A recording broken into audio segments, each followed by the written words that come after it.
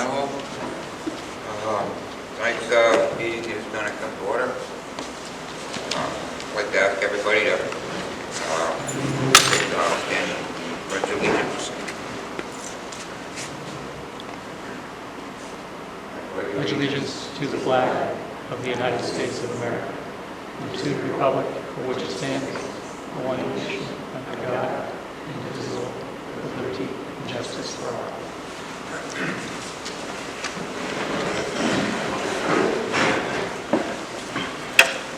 Okay. Take roll call. Dean is out sick tonight. I have that stuck here. Okay.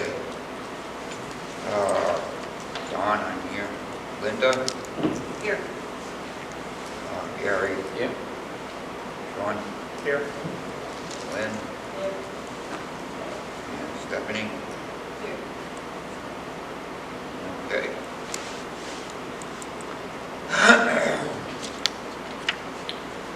We don't have, okay, else is here. Okay, then the next one will be acceptance of the minutes from the December 18th meeting. Any questions?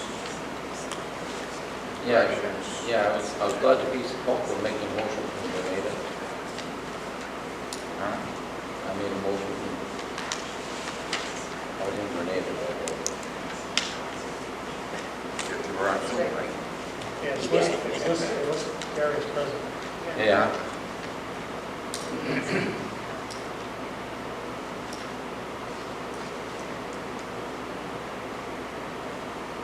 You weren't here that day.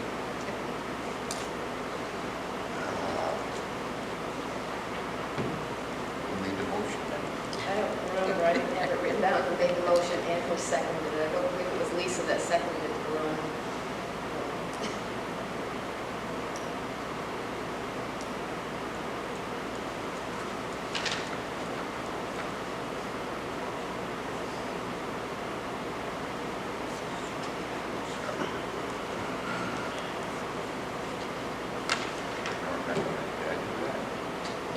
Don't look at me. Table it, you can table it, we We'll can take- follow up. Okay, I'll take a take a motion to table these minutes until the next meeting. So moved. Second. Okay, all in favor? Opposed? I'll Okay, abstain for that. one abstention. Kate would have had that. She would have, yeah.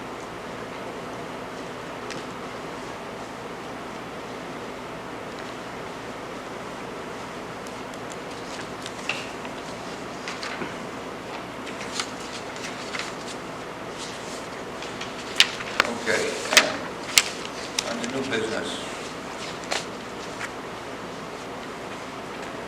Review and accept the presentation for the town financial report.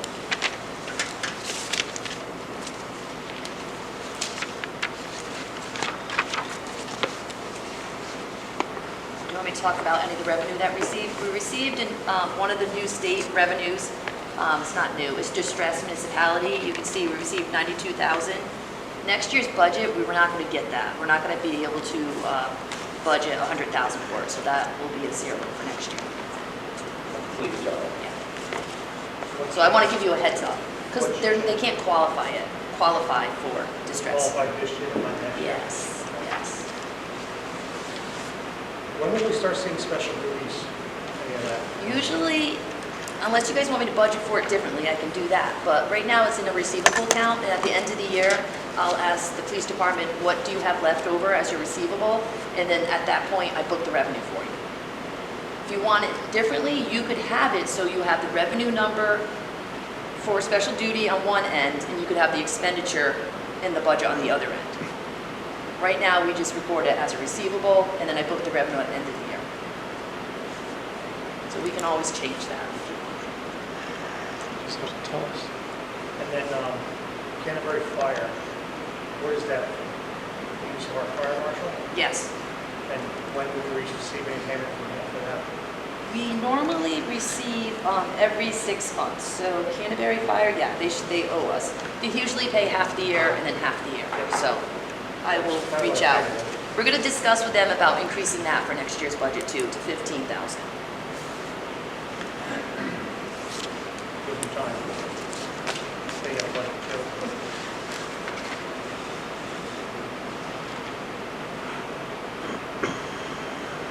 With all this extra income, that's gonna help pay for the billboard revenue? Yes. That's not coming in? Yes, yep. So the billboard was 115, and if you look at the interest right now, we incurred over 150,000 more, so that would wipe that.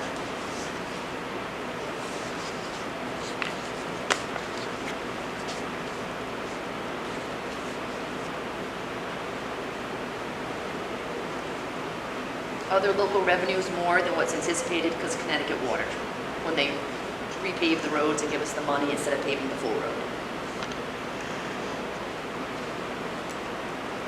Where does that end up back in the fund balance? Yes, You're going to go off this. yes.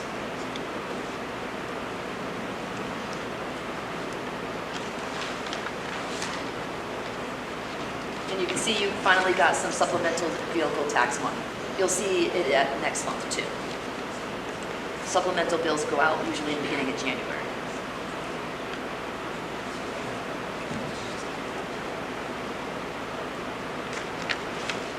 How's the swimming pool doing? Swimming pool looks good. Right now, we have 57% more to collect. Do we expect that to continue in the right direction or are we short there?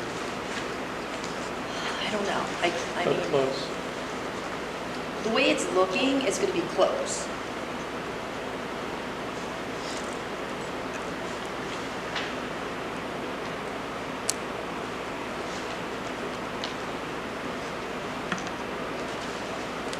Any other questions on page one?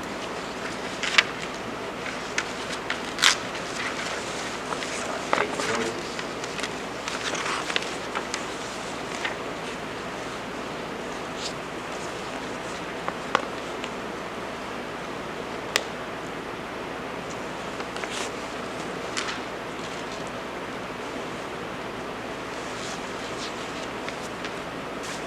Anything on page three?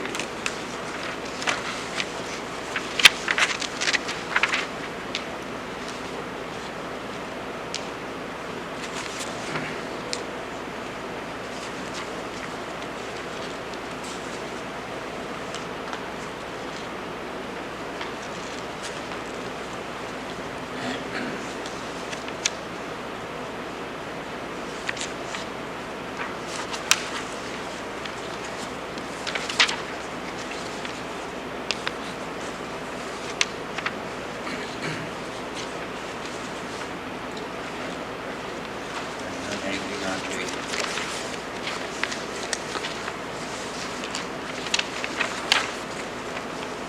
I just want to say building inspector line, contracted part-time inspector, we're going to need a line item transfer there by the end of the year. How much is it doing short there? I don't know, because Uline, I don't know, just because Uline is picking up, and if he's coming in more often for inspections, I can average it out and email you, and tell you roughly, I don't know off top. Between 15 and 20. For a line item request. Do we short 15 and 20, you think? Right now, we think that's what it might be. You'd be covered. How's the HVAC on the police department? We went out to bid for it, and I don't know where it is. Like, it should be, I can't answer that, I don't know. we went out to bid, and the bid was awarded. And I don't know specs. It's been awarded, Yeah, that one was awarded, yeah. and you don't know nothing about it? Nope. And that's for the air conditioners on the That- station itself, not the garage. Oh, I think it's for both. They went out for both, yeah. Mhm. So on this, you're gonna see police station, and in the back, under the fund balance, Evidence building. yes. Fund balance, evidence shed, 38,000, yes. Don't you usually open up the bids did? Yeah, we did, but I don't know if the work's being done. I don't know the status of the job. The chief would know the schedule when that would happen. Didn't we vote on that last month? How close were we to that We just 17? voted on that last month. One was higher than the other, so, like, I don't remember, so hold on, let me look. So the HVAC, I want to say the HVAC for the police department was higher than 17, but for the shed, it was less than 38. You know, so netted together, there was enough funds, but one was higher than the other.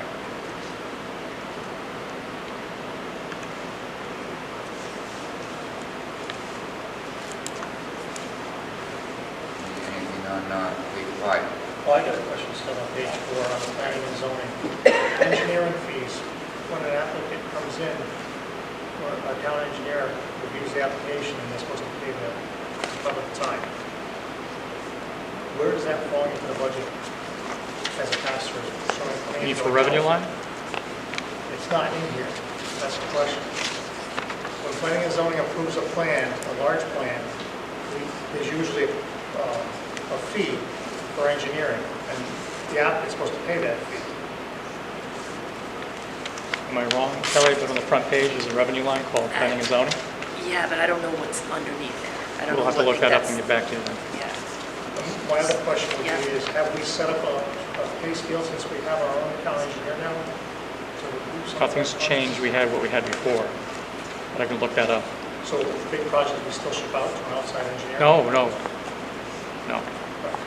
So we're keeping it in-house, and our town engineer's going to do it now. So we're going to create some revenue off of that and offset his salary, correct? Right. In there, yeah.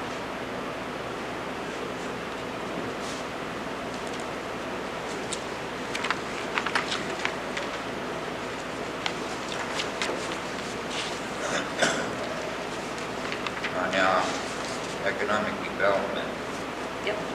we don't do anything with marketing. We're doing brochures, I want to say, in economic development, and that's going to be the marketing budget, correct? We're currently applying for a marketing grant right now. It requires a match, so that 5,000 would be for our match. We're gonna do videography and updated photography of the town. We should hear back by like March, April. Normally it's the end of the fiscal year is when we expense that money.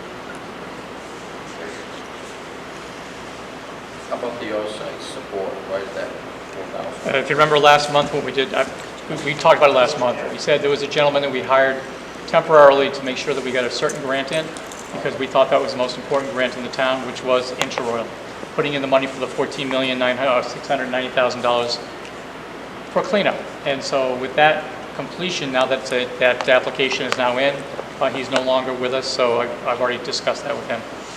We thought that would be an important thing to, if I had an overrun, that would be important, because we really need to get that going. I'm assuming staff on that before. Okay.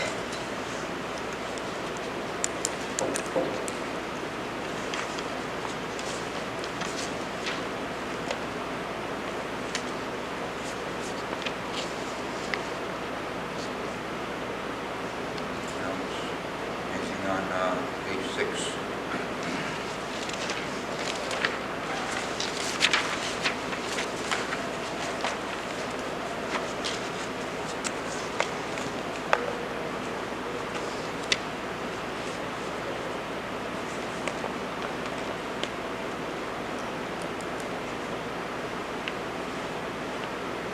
All we do with the general insurance.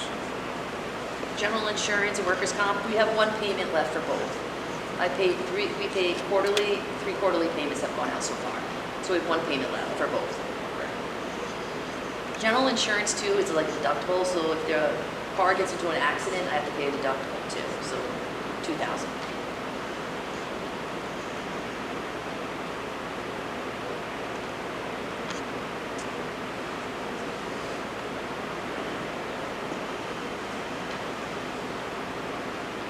The selectmen's, boards, commissions, you okay for us to be like a 19% rate? We're a little low on the selectmen one. Other than that, everything else is good.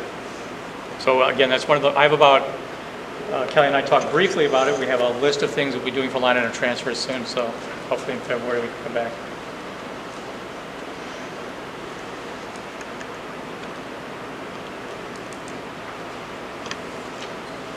Anything on page 7?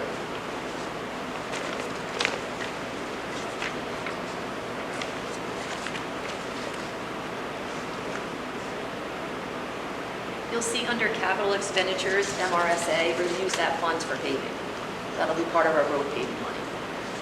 It's 154,000.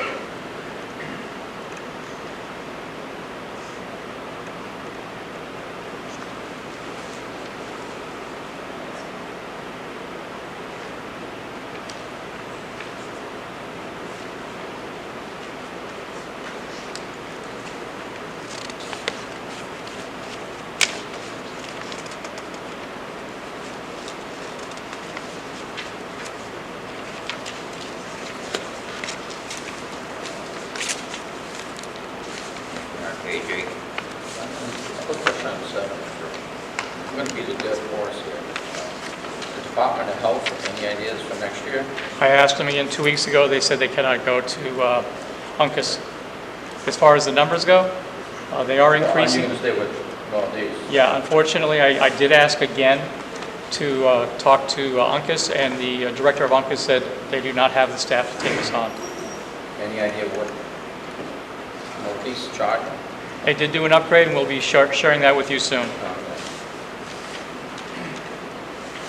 Dow Road Bridge, I guess that, I'm sorry. Dow Road Bridge. That happened? I'm not sure if we mentioned it before, but the Dow Road Bridge is unfortunately now under the control of the Army Corps of Engineers, who had, at the last minute, decided to have input into the project. Yeah, you did mention that, but I was just curious as to where.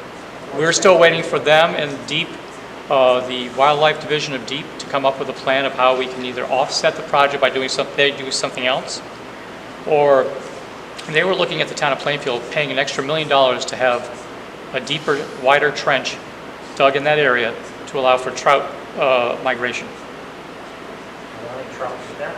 Yes.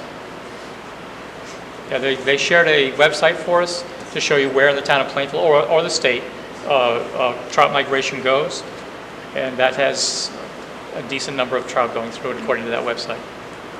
It's not about pushing it over.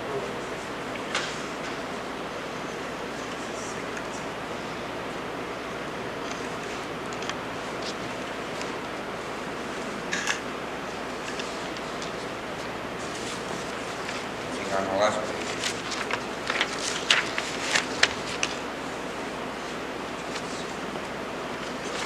Highway truck, is that coming? Highway truck, we went out to bid, we ordered it, $300,000 one. Yeah. And then the truck lease payment, that'll be coming out shortly. We received that truck, so the lease is finalized, so the payment should be going out. The siding gonna happen still? Yep. For what? For spring.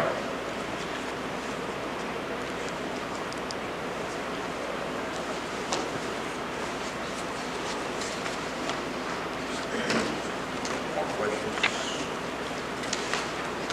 Not all for motion to approve this. I'll make a motion to accept the town's financial statement. I'll second. Okay. We have a second, we have a motion and seconded. All in favor? Aye. Opposed? Okay, that carries.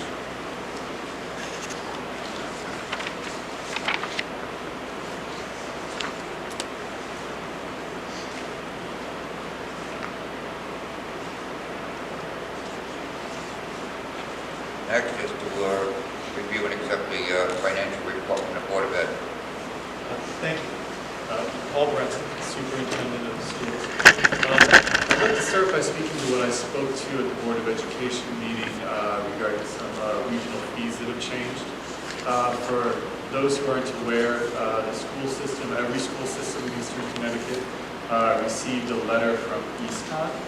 EastCon is an educational consortium that handles a lot of our special ed program students and some of our transportation. They stated that they needed to increase rates to make their budget this year. So on December 27th, we received a letter telling us that all special education students would cost 15% more for the second half of the year, and all transportation would increase 4%. This will have approximately a $40,000 impact on the cost of our program. The second piece of news that we received is we received preliminary numbers for special education cost sharing from the state of Connecticut. The state of Connecticut increased the amount of money that they had available for districts for special education cost sharing. This is a percentage of outplacements. The way that they had told us to budget for it was they had initially told us that they believe they have budgeted for 92% of the educational additional costs to be funded. We were conservative. We didn't expect 92% from the state of Connecticut. We budgeted about 69% of those funds to be reimbursed. We received notification on January 7th that the preliminary funding level for our district, which is actually the highest funding level, is going to be 64.19%. So they have not even reached their 70% threshold. We've accounted for this. At this time, our board has looked at and we've made adjustments for the reduction in revenues based on what we have. And we also believe we have some students that will return to the district, so we'll be able to balance these internally. But I wanted to let the Board of Finance know, and I let my Board of Education know that both our special education costs for East Con have increased, and that the funding from the state has gone down for this year. When we look at our projected budget for next year, which I'll be presenting on the 22nd on Wednesday, and all the members of the Board of Finance should receive your budget binders early next week. And we'll be invited to that meeting, of course, the first of our budget meetings. We've made adjustments in next year's budget to account for higher tuition from East Con and reduced funding from the state of Connecticut based on what we see in cost sharing. Outside of that, I wanted to answer any questions about that because I believe there will be news articles about East Con and their deficit that they're trying to overcome. Before Courtney Brennan, our business manager, Mrs. Brennan, goes into the You said that's January 22nd, your budget meeting? yes, it's next Thursday, or not, sorry, next Wednesday. It's posted, and we are printing our binders tomorrow. So we'll have that information available. That will be. No, we go earlier for that. We go 5:30. 5:30. What was the monetary shortfall in that? So the tuition increase is about 40,000. Mrs. Brandon, what was the monetary shortfall? About 60? For just East Con, No, for the educational Oh. cost sharing, 55,000. 55,000 based on what we have budgeted. Over 150,000 based on what was promised. But we budgeted conservatively because the state of Connecticut hasn't funded at the levels they told us they were going to fund by 4 years here in Plainfield, so I didn't expect them to do it this year. There's also one more submission for districts in March for the excess cost grant reimbursement. So districts have another opportunity to put in their additional costs that they have for the students.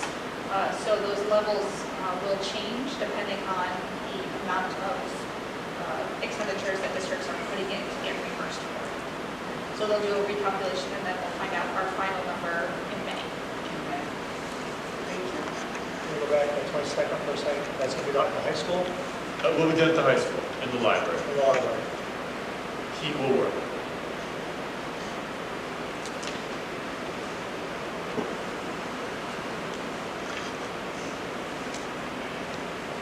With that, Mrs. Brown, I'll let you go into your report. There's only a couple other object codes that I've been talking about at the meetings. One other new one that we've also been keeping an eye on is our overtime account code. Right now, we have our facilities director keeping an eye on our maintenance department overtime. We haven't, we've only had one snow day, so we're kind of keeping an eye on that through the winter, and he's monitoring the amount of overtime code. Besides that, we're able to keep an eye on our communications and our purchase pupil services, which is also a special education cost for contracted services. And then in the report is also the current balance of the 2% set-aside account. There's been no activity within the last month, so the new balance is just over 82,000.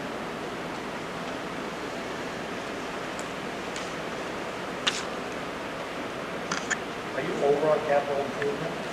Those are the purchase orders that were moved from last fiscal year to this current fiscal year. So once the audit is complete, completed and the numbers are finalized, some of those expenditures will move into each percent account. What we had done there, we mentioned this in an earlier meeting, to move the audit along here, we closed them, moved them into this year, knowing that funds that were originally allocated for those projects would go to the 2% and then be able to pay that for that once the audit was completed. How much of that is going towards 2%? I don't have the number, it was in a previous report, so I can get that to you. We'll email it to the board. I probably have it in the previous report.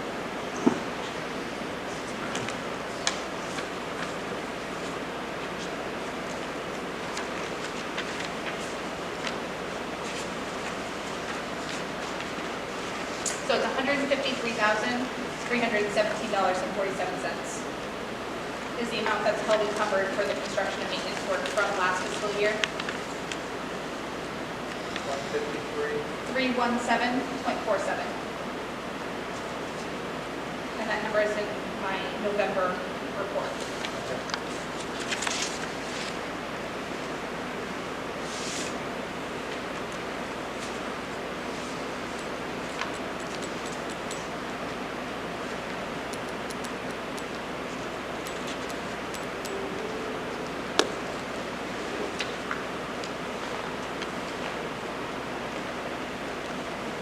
I know there was a question last meeting about the revenue that we're receiving from Sterling. So I just wanted to report that we did receive the check for the October 1st invoice in beginning of December, and we received the check for the December 1 invoice on January 2nd. So it might not be reflected in the report, but that's the 2 dates that we had received the check from the top line.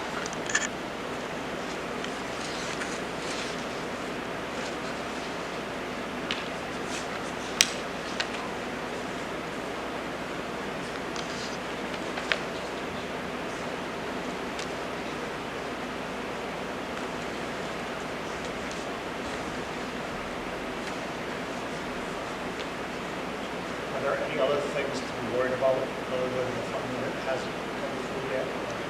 The increase? We're constantly monitoring and making adjustments. I would say that not having snow has been very helpful for us. And we don't anticipate snow actually for the remainder of this week until the weekend. So we're looking good there. We're watching overtime very closely, and we're watching capital improvement very closely. The EastCon additional fees was a hit to that. Yeah. You think about, $40,000 in additional tuition, that's half a teacher.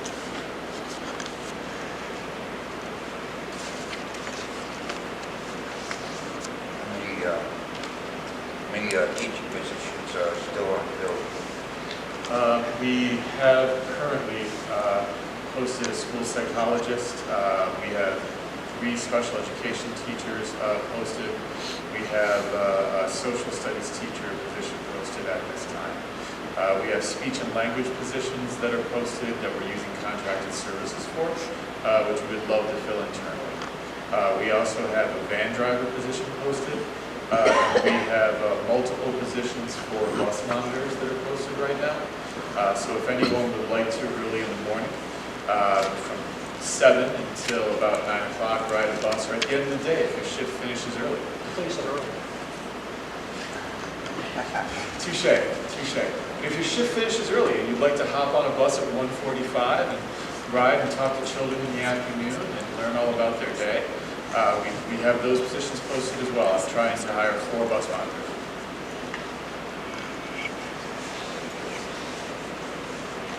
Those positions are available online at www.plainfieldschools.org.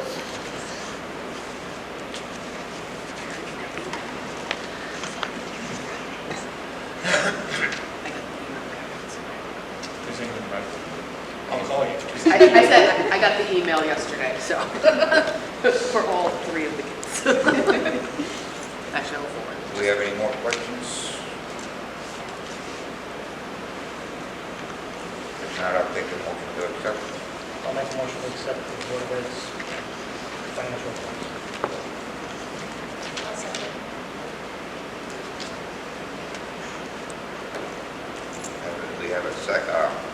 second.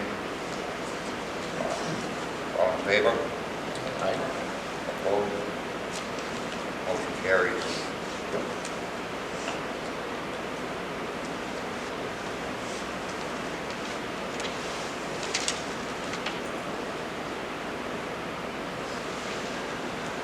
Okay. Next item, receive audit report from the Board of Ed. Absolutely. So we've been working very closely with Markham to tie out all the accounts. The final pieces that we're working on are related to the cash account. At the suggestion, actually, of the chair of the Board of Finance, we worked with Markham to see if we could expedite it. We have brought, if you attended my last Board of Education meeting, you'll notice that I talked about bringing on accounting help to finish tying it out. We have a meeting tomorrow with both Kyle from Markham and an outside accounting firm, which is going to be helping us to expedite and tie out the final pieces. Following that, we'll get a report from Kyle on what the timeline looks like, and I'll turn over to Ms. Brandon to talk a little bit more about the firm. The firm was recommended by Markham, and Markham has utilized them before to help finish up pieces along this line. I'll turn to you first. So what does this mean we have this the end of January deadline? I don't know the, Yes, Kyle told me to file an extension. The extension's filed to the end of February. we're taking every step that we're taking with Markham as we take it. So when I met with Kyle today to discuss the last, basically the last task of tying up the trial balances, the cash accounts. I've been working on this for the past couple of weeks with Kyle, and all the information that I've been able to get from them and give them, it basically was determined that at this point, there is no possible way for me to tie out the cash accounts without having the system fixed prior to the finish of the audit. The initial goal when we met with Kyle was to do the journal entries, get through this audit for fiscal year 2024, bring in the accounting firm to help reset up the system in a way where the cash accounts flow appropriately, so that way we will not have this issue moving forward in future audits. But at this time, with the tasks that he's asked me to do, the information that I've given to him, it was determined that he gave the recommendation to bring in an accounting firm now to help set up the system and reconcile those cash accounts, because the information that is needed is just not something that the system is producing at this time. How much is this costing us to pay for it? So tomorrow morning, we have a meeting with the accounting firm and Kyle to go over rates and hours and basically the scope of the services. Kyle has agreed to attend the meeting so he can discuss it directly with this accounting firm as far as what the tasks are that need to be done. So he can hear it directly from Kyle. Then he'll be able to develop a quote as far as what the scope of the services are for him to be able to complete the work. How were we able to reconcile them last year if we can't do them this year? So what happened at the end of last year, previous business manager was able to reconcile, but the reconciliation happened outside of the Infinite Vision software. So when you perform a reconciliation, it should be happening in the software where you're performing journal entries so everything is tracked. If you choose to, there are some districts that don't use accounting softwares that just maybe are smaller and use Excel or Quicken or another way. So basically it was reconciled in Excel documents, other documents, that Kyle at Markham is unable to produce for me to be able to review to get the system set up where it needs to be. So the fact that none of that work was done in the Infinite Vision systems means that when it rolled, none of that tracking, none of those entries were tracked. So in order to reconcile in the system, all of that information basically needs to be recreated and put in order for the system to reconcile correctly. We have those records. For the sake of time, we're bringing in an outside group to expedite this. We know how important this is. You don't need to tell us the urgency of it. We've had meetings with the town regularly, and at every meeting we recognize the urgency of this. This is the fastest way we can get this done. But wasn't this was findings from 2 or 3 audits ago too, the computer system? The computer system was brought in 2021. We're making these, we had spoken to making these changes for next year. We're making them now. We can't face this problem.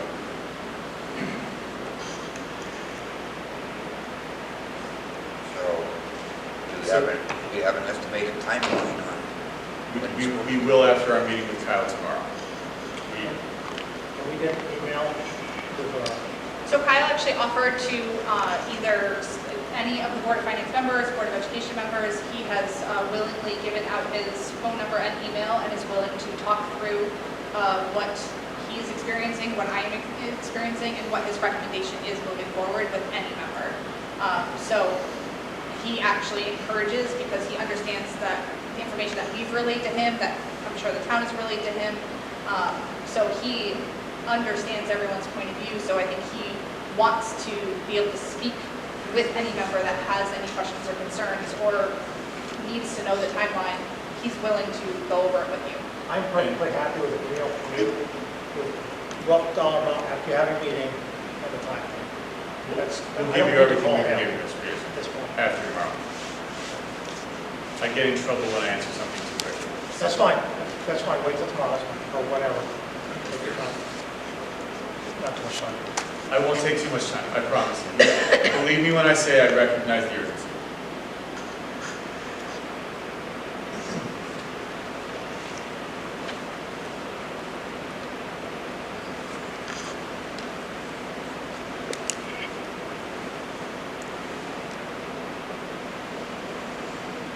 When we have to, we're good now until the end of February. February, yeah.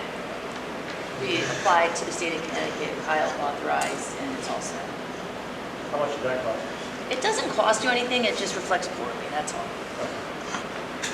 Involved bond, was that going to be an issue with all these extensions we're filing? It all depends. So Kyle had mentioned to Especially me 2 today years in a on row. the phone when we were talking about the timeline, Yeah, that if the audit doesn't go past March 31st, then it will not reflect poorly on your bond rating. it just, We don't want to. yeah. And I don't absolutely want- agree with that sentence. I wish it was done yesterday. I'm just telling you what he told me today on our call. And it reflects on getting a Yeah, little so auditor. when we do the Moody report, they're gonna call me and the first selectman, and we'll have to explain it all, and it'll be their decision how they rate us. How was our movies?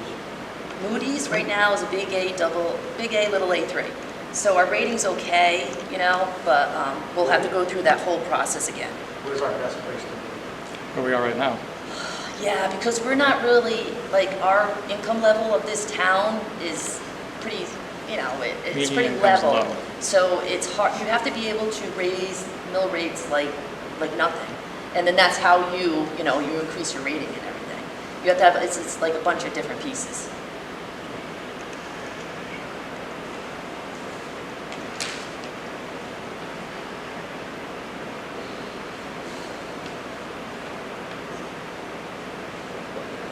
Okay.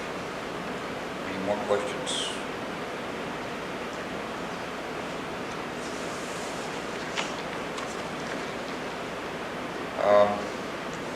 Okay, that. Next item, D, discuss an act on the sale of the town-owned cell tower. Kevin, it's, I did present the chair with the acting chair right now with the request to move this to a future meeting date, so if you want to read through that, I can explain it while he's looking for the paper, that the language that we used is not correct, so we would like to make sure that we do it the right way, and therefore put the right motion forward from the Board of Selectmen, then to the Board of Finance, so that it's all correct. So are we tabling it or just scratching? I would say scratch it. say, yeah, I'd be looking for a motion to table item number 40. You don't have to, you can motion to just Can we Dismiss? Dismiss it.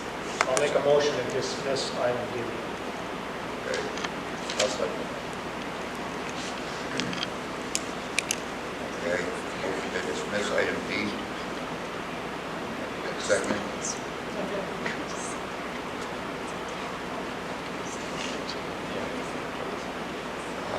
Yeah, we have one and seconded. Okay, all in favor? Aye. Opposed? Carries.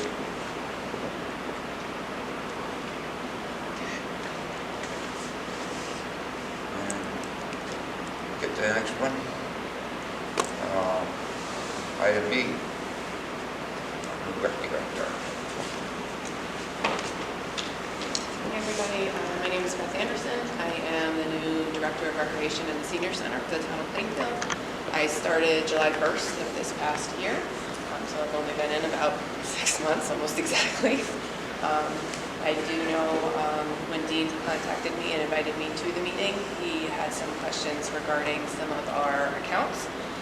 So I'm happy to answer what I can answer. Obviously, if it's prior to me, I may not have an answer for you.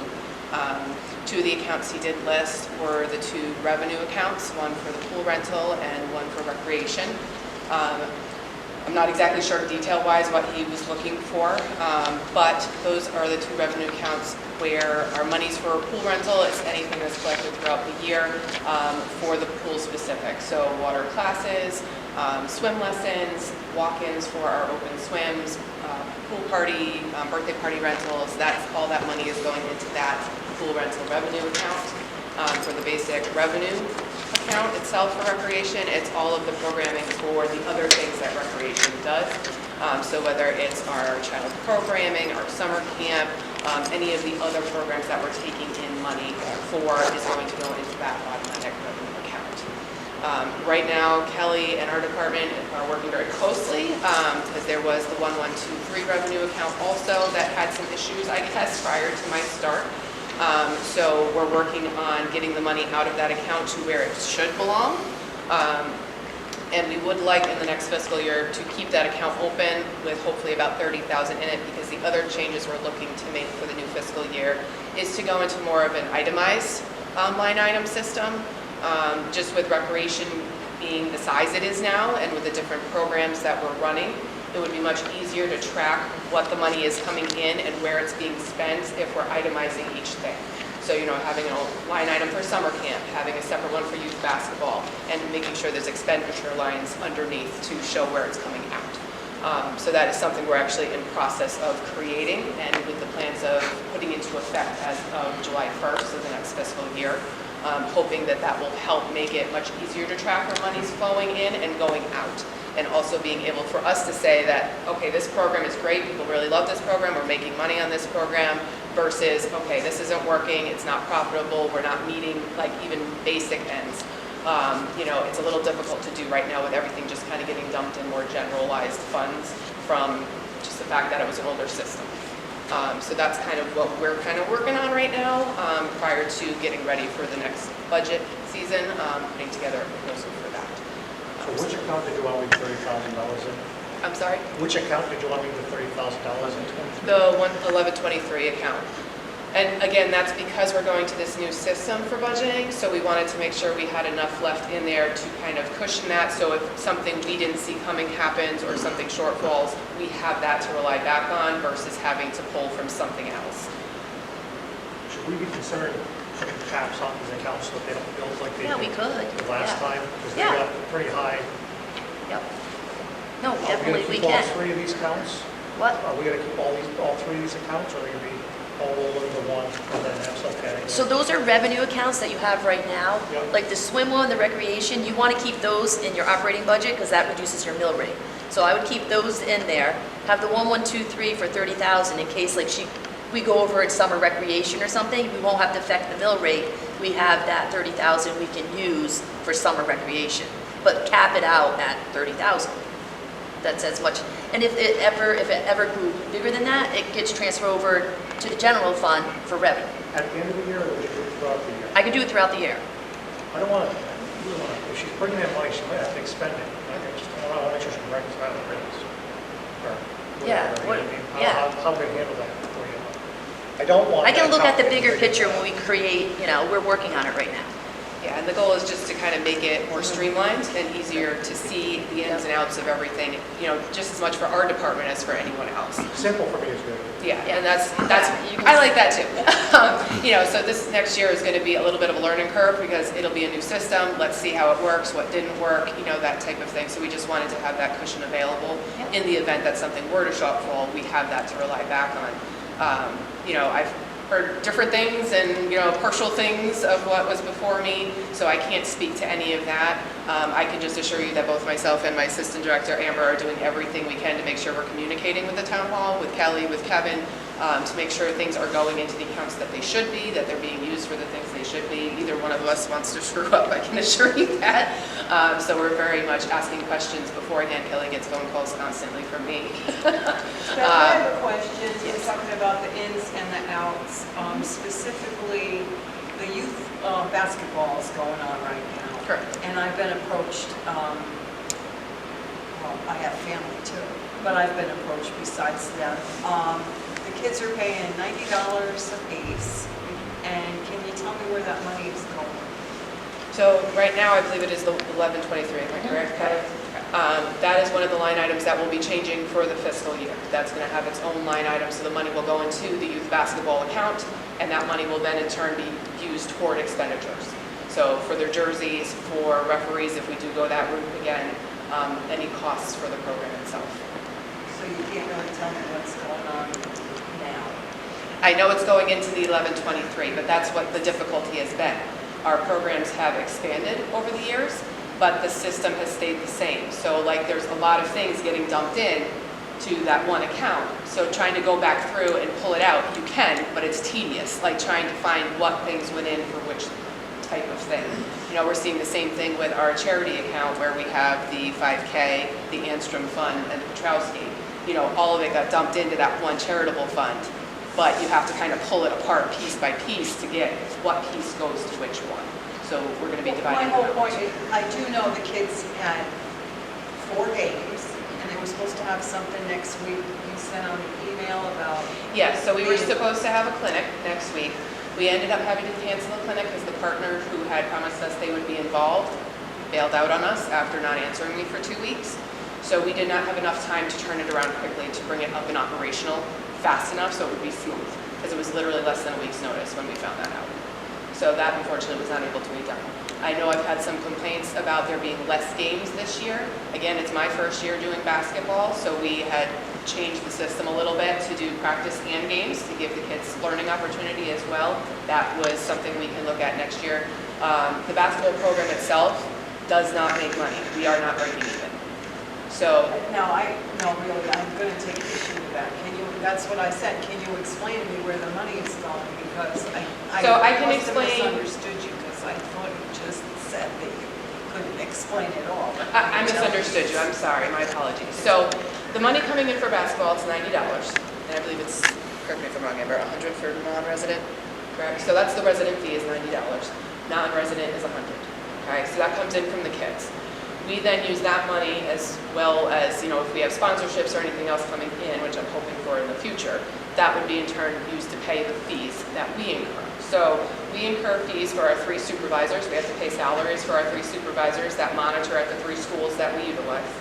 We do end up paying for the jerseys, which I want to say jerseys this year cost us just over $1,000 broken into 2 units. We had to pay 2 separate amounts. How many kids? How many were we up to? Because we lost a few. Do you remember? I don't know exactly. I'd have to get the number back to you off the top of my head, but it's in our system. I know Ballpark idea how many was that? about 100, I would say, right? About 100, because we have 4, 8, 11 teams, and we started with roughly 9 to 10 kids on a team. Oh, that's about roughly what we started with.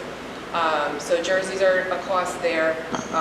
The referees for the games that we've been paying, I'm still waiting because they don't give me that total cost till the end of the season. They send us the invoice for all of the refs. I have last year's. At last Do you year's, have an idea how much we pay the refs? last year we paid $5,000, just under, for referees for the season. For 3 refs? So there's games at multiple schools on multiple days. So for instance, like on Monday, Wednesdays, we have 2 to 4 games happening at 2 schools. And then on Thursdays, we have 2 games happening at PCMX. So you're looking at possibly anywhere from 4 to 6 refs that we're paying a week. And they're at $45 to $50 per game. You pay scorekeepers? Yep, so we also, for the games, we pay scorekeepers at minimum wage. We have 2 scorekeepers that attend the games. Again, our supervisors are at the games as well as every practice. So they are paid salaried wages for that. And then We also have our instructional basketball that takes place. We did move it from Saturdays because we were going to incur costs with the schools for Saturdays as they're not open. So we had to move it to Fridays. And that is basically the pay that comes in for that is paying for the instructor that teaches at the instructional hall. Equipment. You may have buy any equipment during the year? This year, we didn't have to buy a whole lot of equipment. We did have to replace some balls. I know last year there was quite a bit purchased, if I recall correctly, but it was through a grant, I Is there a think. better way to run this program?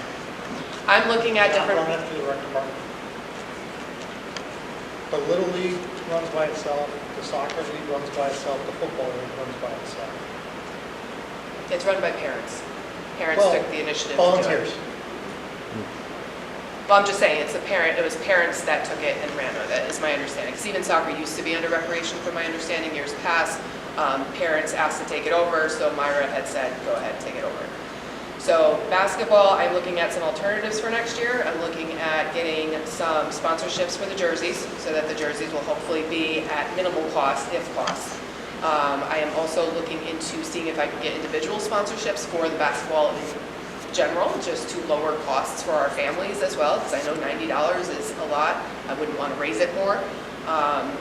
Did you offer now scholarships too? We did offer now scholarships as well, and a lot of families did take advantage of that as well.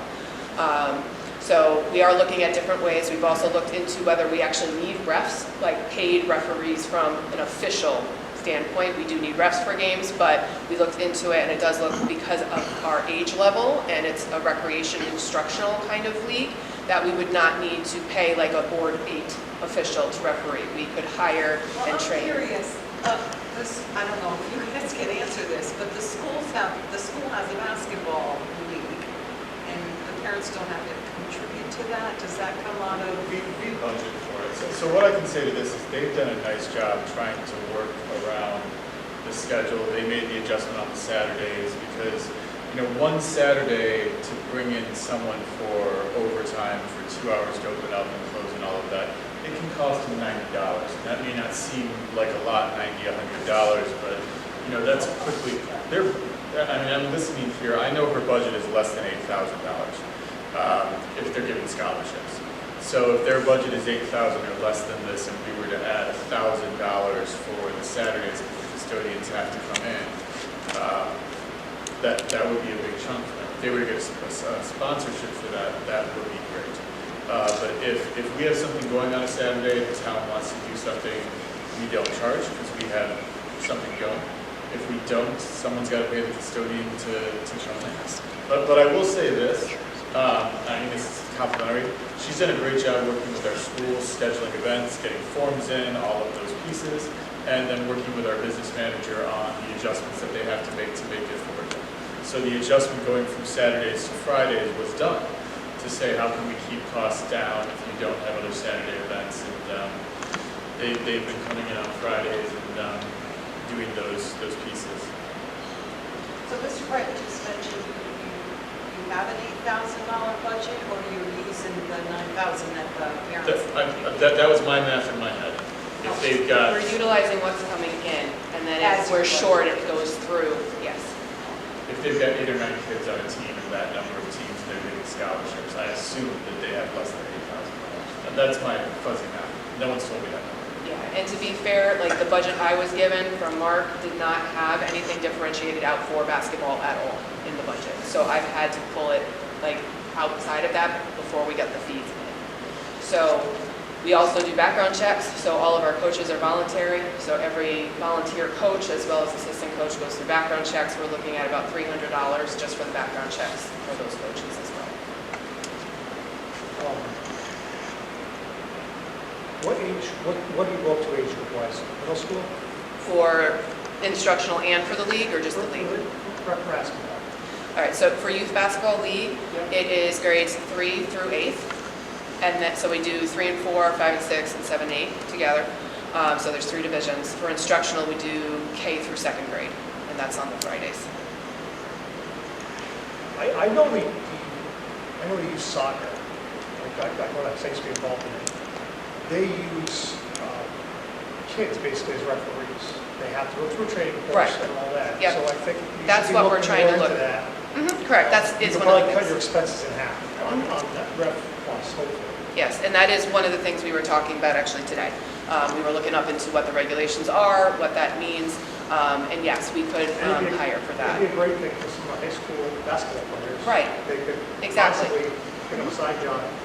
Give them a side job, and it's something that's incorporating their skill and learning already, and, you know, giving them that much more experience. The only problem you're gonna have is they would have to town employees, right? Because of the So way we do this. we already do have a good core group of seasonal staff who run our summer camps and things, who are college students in the area who are always looking to pick up extra cash. So that would be something we could offer to them going forward because they already are town employees. And truth be told, the high school basketball team is practicing at the time that they have their pieces. Okay. Right. Maybe the middle school basketball team. I would mention that the PCMS boys defeated Woodstock today and our girls defeated Buck yesterday. It'd be kind of hard for them to do it if they'd be playing in that. Because we were looking at partnering both with Mr. Nisbet as well as Mr. Hardy from high school for instructional and other things, but it is difficult because they're running their sports at the same time we are. So for us to be able to do anything during the week has proven very difficult for that. But we're even looking at that for partnering for like further instructional or something like that. I know the high school has reached out to us about that as well. So we're looking at all the different avenues. This year's kind of a learning curve for myself. So it's like we're kind of learning very quickly from, okay, that didn't work. Where else? What can we fix for next year? Like even down to basic stuff as to how it's being run, like how we started, all of that. So we're already in the process of thinking through it for next year and what we can shift and change. And the insurance rolls through the recreation department for that? I'm sorry? The insurance runs through recreation department. We've already got a policy in place for that and all that. So that's kind of like hidden. Nobody sees that big expense there. I find part, that's a lot of money, $90. I don't think that's what we're charging. I don't think that's what they charge for soccer. I don't remember. My wife usually pays that way. I thought we paid about 65 or 70. How many years ago And was we get that? a full uniform. Yeah. We get Was it jerseys, like 3 shorts, and years ago? socks. Huh? Was it like 3 years ago, probably? Or Yeah, like how many yeah, years about a ago? couple You years know? ago. Yeah. I want to say it's about 75. 3 of my children were in it recently. 75, I want to say it's around there. and you're giving them a full uniform. But they also have sponsorships on the back of their shirts that pay for the chunk of the cost, where we don't. So that's one of the things I am looking at for next year, is reaching out to local businesses, seeing if they'd be wanting to sponsor teams so that we can get them. They're about $10 a shirt. Nope, they're about $19.50 a shirt. Wow. Well, they were reversible. Yeah, we do reversible jerseys. That way we don't have to buy 2 color shirts for home and away games. Where's your away games? They're still here, but that's how it's been run since I've started. It was like that before. So they have a home team that comes in and a away game so they know who is who, because otherwise they'd have the same color shirts. But they're all from the same town? They play in? Right now they are. Last year they were not. Griswold came in and played some games. This year we opted not to do that so we could get through the system and see how everything worked first. If you stay within our system like that, I don't see why you need home and away shirts. You should be able to just get No, one we would side, be, just different we colors. could look at the t-shirts, but honestly, we asked the printer, I believe, correct? Wasn't it like $1 less for t-shirts? Yeah. It was literally just $1 less to do the t-shirts versus the jerseys. The colored jerseys, Kristen said he would charge us more because he ordered like one. How can, well, but the printing would be less. Because right now he's printing front, he's printing on both sides, you know? Yeah, he I says see the number, jerseys have to right? be a minimum order though. So if we only are ordering 10 of one color, his order for jerseys has to be, I think it was like 22 or something like that, or 30 per color. Yeah, so we did look into the t-shirt option as Is that well. our only vendor option? We've looked at a couple He was others. he was our Like, cheaper he's the cheaper option. option. So we are trying to look around and see, like we were, honestly, even this past week, we've had several conversations about how we can lower costs for that program as a whole. I have another question about the pool income. One of my neighbors approached me, I didn't know this. Well, some of us seniors, our insurance company pays for some kind of exercise. If I go to the gym bills my insurance company, it doesn't cost me. Jackie told me her insurance company pays reimburses her for the, is that something we can promote? I mean, Goes insurance company by to insurance get more company. people involved in your, I mean, it would depend on their insurance companies. I think that's, in the past, I don't know why it hasn't been done, so I can't speak to any of that. I know we don't do silver sneakers, my understanding is because it doesn't work with how our system is. I don't know specifics as to that. But, yes, like, because I know the Silver Sneaker people, they go to, I think they go to Putnam. it was looked into, pardon me, I heard, but I don't know. Kelly, do you know anything about that? I don't know, do you know anything about it, Amber? I don't know full details, I just know that he did look into it, and for some way or the other, it wasn't feasible for them to work with us or us to work with them for It some wasn't work. I can reason or certainly another. look into it again just to see if anything has There was a changed. meeting, and in the meeting was a wash, from my understanding, from both sides. Well, I understand that. Pool's in the black, right? It's making money on it, so. Pretty close, we're pretty close, yeah, right now Halfway we're. there right now. Yeah, we're about So we're like half, and we have half the year, So right now, it's doing pretty good. We're looking hopeful that, yes, it will be in the black. But we put a lot of money out of the town budget into the pool also, to keep that money. Yeah, like pool contracts, Pool salaries, If we could and the get that, salaries come too. up and balance out a little bit more, we'd be Oh, better yeah. off. We'd be in better shape for the taxpayer. Well, there are some things I'm looking at also for the pool. We're actually meeting with Custom Aquatics next week, I think it is, to discuss some other things for the pool, one of which would be something I'm looking at possibly doing to help decrease costs through the year for the filtration system. So those things are all on my radar too, to see what can we do to save money instead of spending it out constantly.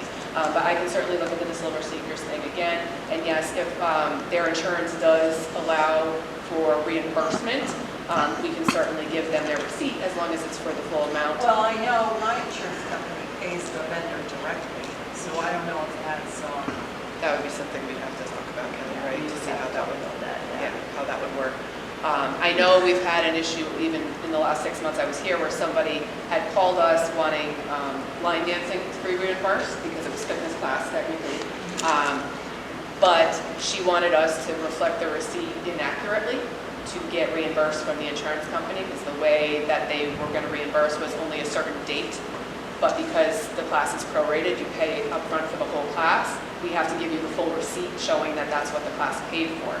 And we were being asked to alter the receipt, which is not something we can do legally. That puts us in a spot.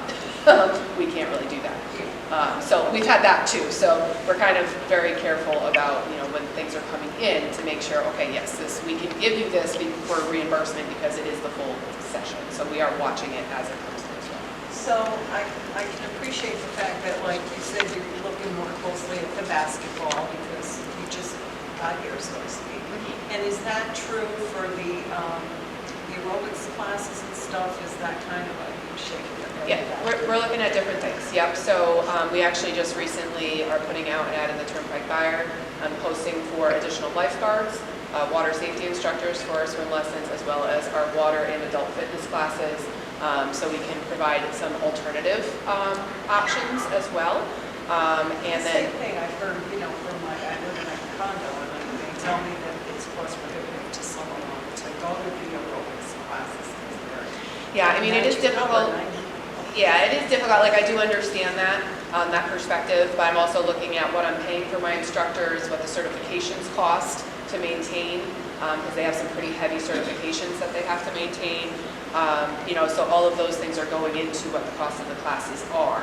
I know Casey and I have spoken before about raising costs for certain things, and she's very hesitant to raise costs because of that reason. So we've been very careful about what we're raising and when, if we're even raising it, because we are trying to keep that in mind. Do we want it accessible? I have one more question. I know we have a hard time keeping lifeguards. Is it to do with how much we're not paying them possibly? So I looked into it. It's a couple things. So it's not so much that we're not keeping them. The group we have right now, we've had for a consistent period of time. The problem's in mostly that job is attractive to high school students and college students. So as soon as school's back in session, they get severely limited on what they are able to work. So that is where we kind of struggle. Casey is also a lifeguard, so she's able to cover that for her classes, so we're kind of cover that area. I looked into the pay rate even for the YMCA at Putnam, just to see if we're comparable to that. We're paying exactly the same as they are. So it is comparable to what's in the area. Because that was something I was looking at, do we need to raise the rate? Because of course you're responsible for people's lives, we don't want to make it, worth the responsibility. So I did look around and it is comparable to what others are being paid. And we're not the only pool with the lifeguard shortage. We've actually been contacted by YMCA and also the casino for their pools if we had lifeguards to spare. It's just overall, people aren't looking to go into that. I figured you did communicate. Yes. Yeah, so like I said, we've been looking at all of those pieces, seeing are there things we can do different, are there different ways of doing it. We're meeting with a yoga instructor in 2 weeks who's also interested in possibly doing water yoga as well as yoga at Musopon Beach. So we're looking at all options, trying to see what we can work, what works, and going from there. Like I said, this year I'm kind of looking at, for me, is a learning curve year, kind of getting my handle on everything, seeing what's working, what's not, and seeing where we can fix it. But You're going to have a it's, 6 months back sometime. it doesn't feel like that sometimes, Sean. The line dancing and the yoga instructors, are they contracted or? No, they are all employees. You hire them? That's cheaper than contract? That was in place when I started. It's Kevin, not, you can speak if you more. don't mind, I'll answer the question. It's not just the issue of being a contractor versus an employee. A contractor has control over their classes, so if they don't show up, there's nothing we can do. If they decide not to show up for months and months, you're actually hurting the people who want to take the class. As an employee, you have control over that. And just so you know, I used to manage aerobics departments around the state of Connecticut. We never hired a contractor, just for that reason. So it's something we put into place. So far it's working out. We're going to be talking about next year, putting together a plan where you can increase our budget a little bit for that area so we can actually go out there and get people certified, train them and get them certified so they can actually come on board. Much more cost effective in the long run because you have someone now who's certified is going to be actually part of the program. And there's Is that just generally covered under our liability? It's not more of a risk for us to employ the people? either way. I'm sorry, what? Either way, whether it was a contractor or whether it's an employee, something happens, you still have to cover it. Yep. We looked up at different certifications. I mean, obviously you have to have CPR certification for all of these items. For aerobics, whether it's a water aerobic, whether it's a floor aerobics, you have to go through and get CEUs like anything else if you're taking a discipline. And there's ACE, AFA, AAA, there's all different places you can go to online to get the certifications. So we can do that. And we're trying to see if we can do to make a nice blend where we can offer it to someone who wants to, always had an idea, maybe I can do that. And now it's going to be turning around to help us out. So we'll see how that works. I'm always big on investing in our own if people are interested because those are the people that are more likely to stay if they've been supported throughout the thing. So my goal is to kind of get things stabilized and get a good core group together that is going to stay, or at least for longer periods of time. You can't expect people to stay forever, but that's kind of my goal moving forward is how can we make those things in such a way that people want to come and want to stay. We're also looking at increased marketing because right now there really hasn't been much for marketing other than Facebook, social media, and not everybody has those things. So we actually just ordered some banners to put out around town. Two of the schools were very gracious in allowing us to place 2 banners there when they come in, just to get some more drive to the recreation website. But we'll be looking at turnpike buyer ads, different things that will help promote not only looking for hiring positions, but also for the programs that we do offer. So that one of the things we hear consistent is, we didn't even know you were doing this until we saw that you did it on Facebook. Even though we've put it on Facebook every week for 4 weeks, not everybody has Facebook and not everybody sees it every day. So looking at how we can kind of bridge that gap in between and get information out to more people. So those are all things that we're looking at. Like we're not looking to go crazy, but like at least being able to try different things to get the word out for marketing. I've lived here my whole life, so. Yeah, I want to do one thing. I want to say thank you because you asked some great questions. You got to know her a little more, but don't forget there's also someone else there. Amber, if you wouldn't mind standing up. So you have an assistant for the program as well. They've been working diligently for the last 6 months. Obviously, you've heard that. So as we come up to new things that are happening, and that's that learning curve of what's going on, we'll make adjustments along the way. So I appreciate that.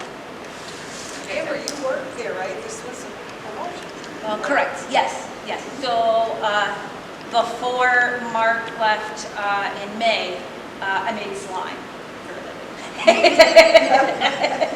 And other things, yes, but yes, my main focus was youth programming and after school, so. Your official title was program coordinator. Correct, program And coordinator. then she moved up to be assistant shortly. Okay, Do you have any other questions for recreation? okay, thank you. That could be enough.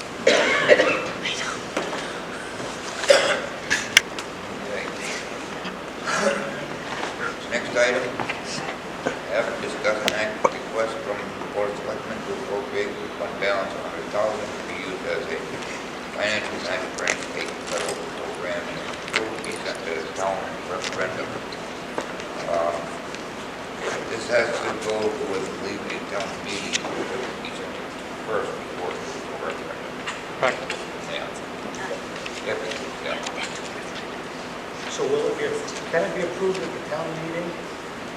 Or does it have to go there? Because you're taking money out of your fund balance according to the state of our town charter, you are required to then go to referendum. Yep. So if you have, did you pass out the? Yeah, just Okay. clarifying, that's all. All right. Yeah, under the town charter, there is a section in there for 2.5D. Any initial application of the town for state or federal grants involving a local financial share estimated to be more than $10,000 in any fiscal year. So that's why we come to you. It goes to the Board of Selectmen first, then comes to you, and hopefully if you approve it, it then goes to the voters at a town meeting. If it then so passes at a town meeting, it would then go to referendum, because again, you're taking money from fund balance. So if you don't mind just a few minutes, we can talk about this. For those who have been here for a while, if you remember, we've gone through STEEP. This is a STEEP application. We've had a couple of go-arounds for STEEP. If you remember, we did a STEEP application for the taking down of the annex, and we were able to apply the monies through STEEP. They told us it was okay if we voted as a town to take the monies from the demolition costs. So we didn't take any money out of the fund balance, but we still went through all the steps. We also went after a STEEP grant for the Lions Park, and again, we had to utilize some monies from that. So this is the process we go through. If you don't mind, we can kind of go through some of the areas that we're looking to do, so you have a better idea. The way this works for STEEP, if the town eventually appropriates and approves $100,000 out of the fund balance, the STEEP grant is for $500,000. That doesn't mean that we're going to get the $500,000. It just means if we apply for it, if we get it, then we are already approved to use that $100,000 out of the fund balance. What you see here is our town engineer and Sean. The idea here is to try to first prioritize the things you want to do. By prioritizing those things, when the monies are available, then you do those things first. As we go down the list, we will try to do as much as we can with the monies. Their first prioritized item, I think, is really the stage. We're looking to put a raised stage at the other end of the that's the track area. The other raised stage would actually be great for different events you have here, whether we celebrate Plainfield Day, whether it's for all of our music in the parks, whether it's for other events that happen here. A stage is a great focal point. With power, you can actually project out to the entire area, and for bands playing on there, fantastic. So that's the first priority on that list. Did I understand you to say 2 stages? Or No, just that one. But it would be a raised stage and covered. Walls on the backside? Yeah, so it would be like a shell, one of those seashells that you might see up at Putnam, that one, kind of like that. That is the first phase, first priority. We were talking about finishing off. We have, by the way, STEEP will allow us to continue to finish off what we have right now and still apply because we're showing progress. We're in the process of doing where the bathroom area might be. If you want to point out where the bathrooms will be, that is where we're looking for the current STEEP grant monies. If possible, if we have more money left over, it'd be the lights. So the first priority on this grant that we're applying for would be the stage. Second would be parking. For anybody that's been here during a town budget meeting or for an event that has a lot of things going on, parking is a premium. You really want to be able to utilize the parking as best as possible, as safe as possible. So we have a plan in place. It will be brought forward to show you that the road that goes along the side of the building over here, Reservoir, and Reservoir Extension will be closed off and reorganized, include maybe a 50 more parking spots, I think. That's right. Yep. So right now, we're sitting at about, I don't know the exact number, but it's 90-something parking spots approximately. And with this plan, we would get about 140-ish. So, and this plan right here is where we're getting the numbers from. It's going to change a little bit. We have to add, we have to restripe in some handicap parking spaces, but just for the concept, we'd be adding about 50. Yep. So those are the first two on that list. If there's money available at that point, we continue on with whatever we didn't go for, whatever we couldn't do for this phase, which would be some of the lights. We want to put lights around there to make it safe. Those lights would also help for having other events on there as well. Additionally, on the lights would be some more cameras for the camera system for safety issues. So those are the three top ones we have on that list. We think that would be enough money. The $500,000 would be enough to do those. How much do you think that building's going to cost on that platform? I'm not sure exactly. To guess, I would say probably about 200,000 to 300,000 for the building. Yep. What size is that again? We don't have an exact size nailed down. This one that's shown right here is 25 feet by 40 feet, which that would be about the same size as what Putnam has right now. Just kind of give everyone an idea. $200,000? 250. Between 2 and 3, really. You're also talking about electric? Yeah, and so just to kind of give you an idea where that number is coming from, looking at, other pavilions and potential future projects, we've reached out to a few different companies to kind of get some ballpark numbers on, very similar structures, and that's where it comes in. And that also depends on how much we kind of want to dress it up. If you think of, we've been talking about the Putnam one, but but Putnam has the grand, kind of like a facade on there, like the upper kind of roof. If you want to do anything like that, it's going to just start to bump the price up. So that's just looking at something simple, kind of enclosed bandstand. Like Kevin mentioned, we'd run power out there, lights out there, and that the 200 to 300 should cover getting all the utilities out there that we need, including and the building itself. And included in that, depending on what we went with for the pavilion, there would be some kind of architectural plan or structural engineering plan, depending on how serious we want this thing to be. All right, we could go to, say, some kind of company who, which I think is one that everyone would know. I think like the Barnyard is off of like Route 2, I think. And they sell like prefab kind of sheds and stuff like that. And so we can talk to companies like that where we can basically kind of have a design built kind of, structure, and that can help us. But it kind of depends on funds that we receive and kind of what we can do with Is that underground utilities? It would, Yeah. it should all be underground. We have power right now about 3/4 of the way out in the park as it stands. We also have to make sure it's engineered properly because of the floodplain zone. Yeah, and this park, if everyone doesn't know, it is all 100-year floodplain and floodway. And so associated with that, which, I can cover that, that's fine here, is to do that, but, we will also have to dig out some kind of compensation area. So if we fill in an area that's in the floodplain, so say we fill in 500 cubic feet, we also have to excavate 500 cubic feet. So that's just something else that's going to have to go along with that. So any additional fill or structure that we're going to build in there that could potentially take up space if, a 100-year flood was to ever happen. So if it doesn't, but if it does, that's what we have to do according to the regulations. Army Corps has never gotten involved in this, Kevin? Army Corps for this one? For this whole project? No. Yeah, Army Corps doesn't regulate floodplains like that. only flood waterways, Yeah, waters are like U.S. waters. right? Brooks, Because streams. we've already, in the budget, we already appropriated 35,000 for the bathrooms. Sorry, what? For the outside restrooms, it was approved in the budget of 22-23. We approved 35,000 back We then. never expended the monies then. We did, we used it for something Oh, else. for, Yeah. We used it for the match, I Oh, think, the money went elsewhere? the Yeah, match for it the went grant. for one of oh, the initial grant? I Grant? would so. have to look it up. They used it for engineering, I think. Yeah, for the initial grant, the first go-around. Engineered 2 bathrooms. Okay. Well, it was the whole park project with engineering. It's part of the reason why we tried prioritizing what we'll be asking for, to be able to make sure that we can get at least one of each of these items done. How big is the bathroom building?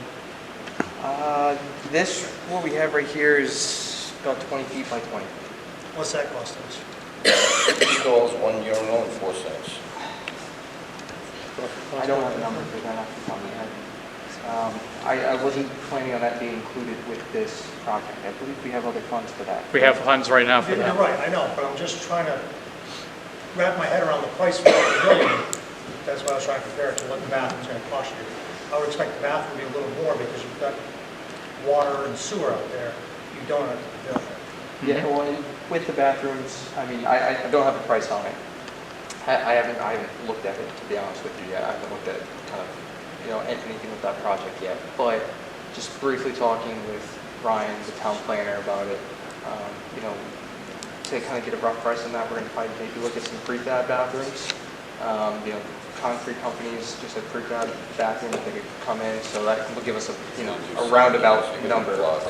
And something that wouldn't be, say like a custom expensive, it would give us, if we, kind of went with what's standard, it'll give us a number. So I don't have a number right now, but I can definitely get Any idea as far as the parking lot modification cost was? It's going to be another probably 200, 250.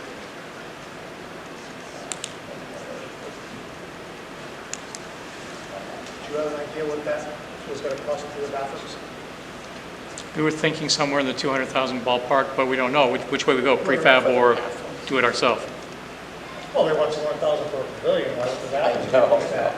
You're talking about water and sewer tie-ins as well, Correct. with electric.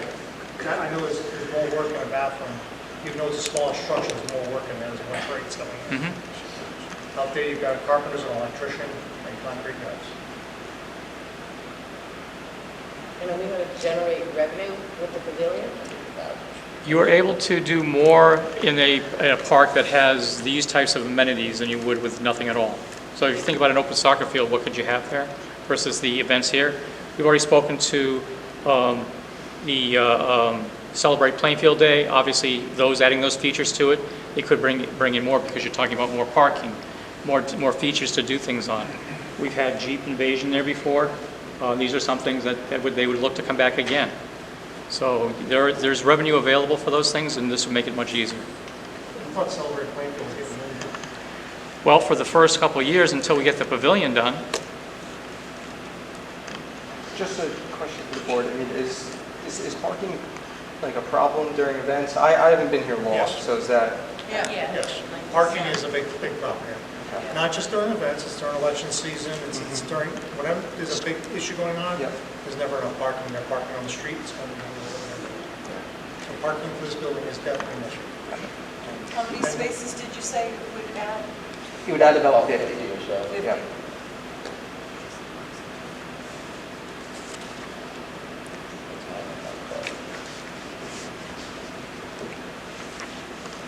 So how much is the parking adding to this? about 50, so it'd be total roughly 140. 140-ish. And that's just going off this layout right here that I threw together. So it's going to change, like I said, handicap spaces, and it's going to shift a little bit, but roughly 140. Formula for that, correct? Yes, there is a ratio. I'm not sure exactly, but for however many spaces you have, I want to say it's 20 off the top of my head. I think it's for every 20 spaces, you would have one handicap space. I believe, it might be 25. So.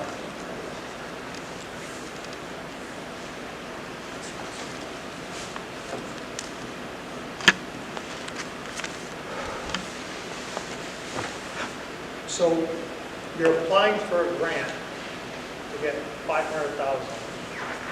You're looking for a total project of about 600,000.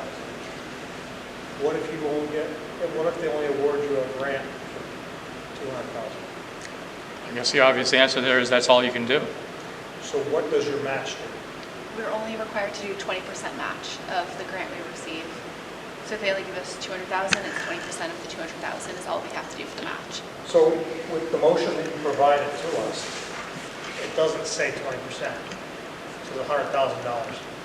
So in effect, I'd be giving you $300,000 for a project. That would cost So us you can $200,000. modify the motion, say up to 100,000. The max we can apply for steep is 500,000, so 100,000 is the max that we can do for a match. And you said it's 20%? 20% of whatever they award us. That's why we if were receive asking it. for the 100, because we figured we were going to apply for the full 500. So if you said up to in the motion, that would cover the, I think the proper motion would be 20% up to 100,000. That way that 20% number is in the motion, Mhm. so that we can't get any extras thrown in again.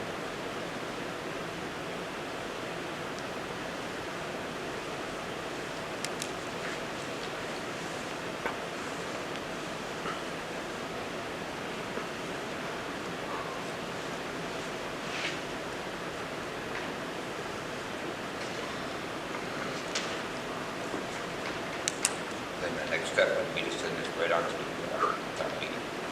And then they would vote for a referendum. How is our fund balance doing?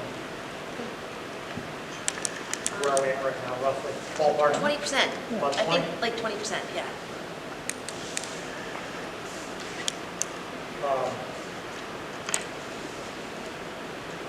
What's the situation with, I know there's discussions possibly, rumors floating around of going out for HVAC and possibly bonding that project. What does that fund balance need to look like for a decent bond? That's fine, that's more than healthy. What's the number? It should be at least 15%. At least 15? Yeah. I want to say our fund balance policy, I want to say it's 12, isn't it? It 12 is. is the minimum? 12. Yeah. 12 is the minimum that you could ever have in fund balance.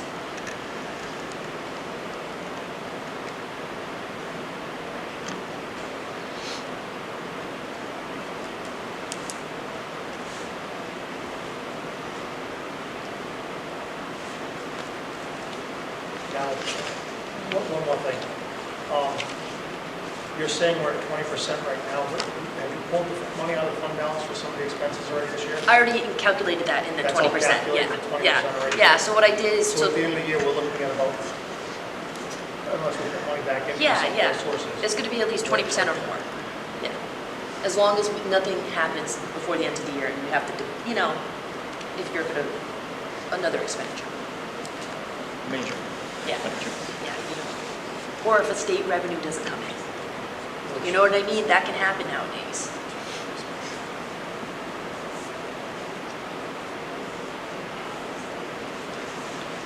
If you don't get the grant, then you don't pay anything. Correct.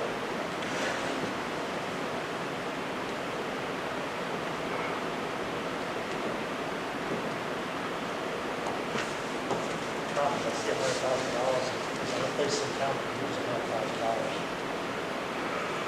No, I feel that that's the problem. I know there's needs.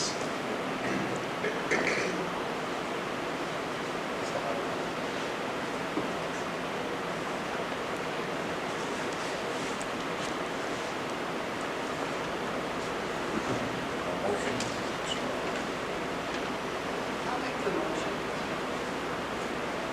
Make a motion to approve the request from the Board of Selectmen for the appropriation from the fund balance of 20% up to 100,000 to be used as the financial match for a state or federal grant.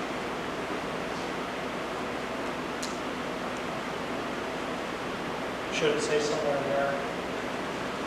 It would be sort of a million,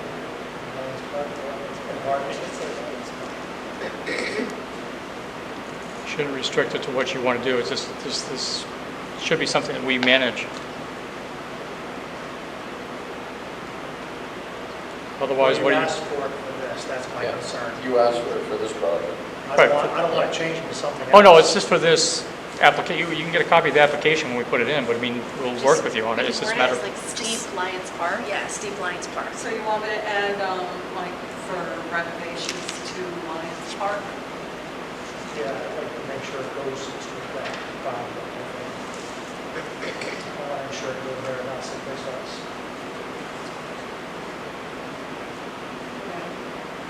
Do we have that motion somewhere? We'll put it in the minutes. Take that then. The whole thing? Just to modify the last, where you left off to say for renovations of Lions Park. Yeah. The modification of the motion is at the end, add, to be used for renovations of Lions Park. Is our secretary out of her TV? She's got it. All right, I'll second it. We have a motion by Linda and seconded by Sean.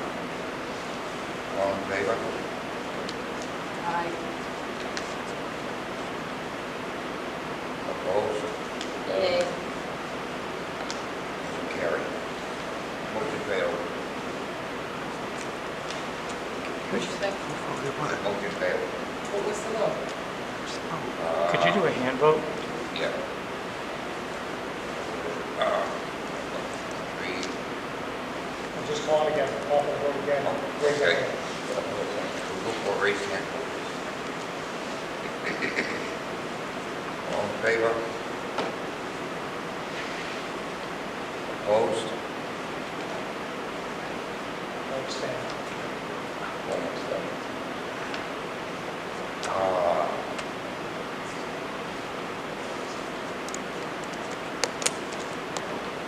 One abstention, so Paul.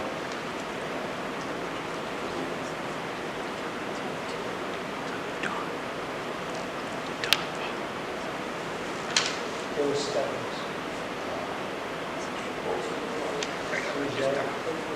Okay, one, I understand. abstain, carried, Reject. reject.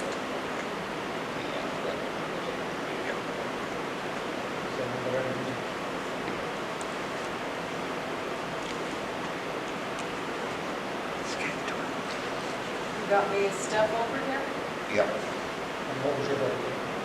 Before Put it the in. motion. I'll vote to send it on to the town.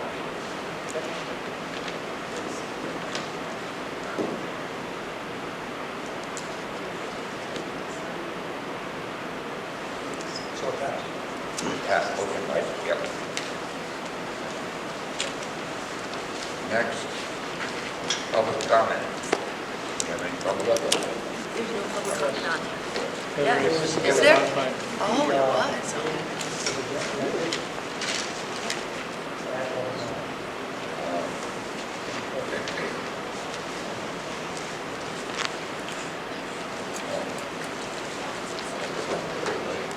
Okay.